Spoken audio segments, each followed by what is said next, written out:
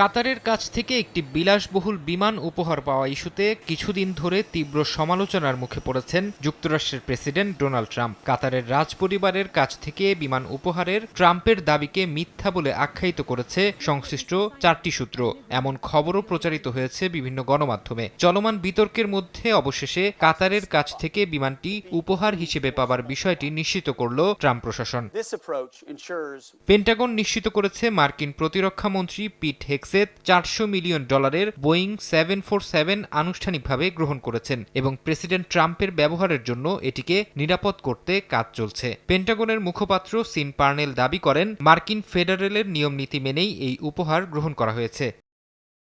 বিমান উপহার পাওয়া নিয়ে মার্কিন রাজনীতিতে দেখা দিয়েছে তুমুল বিতর্ক। ডেমোক্র্যাটরা তো বটেই, অনেক রিপাবলিকানও এর বিরোধিতা করছেন। আইনগতভাবে মার্কিন প্রেসিডেন্ট কাতারের কাছ থেকে উপহার পেতে পারেন কিনা এই নিয়েও উঠছে প্রশ্ন। বিশ্লেষকরা বলছেন, এটি স্বার্থের সংঘাত এবং কাতারের সঙ্গে মার্কিন অস্ত্র চুক্তির ওপর এর প্রভাব পড়তে পারে।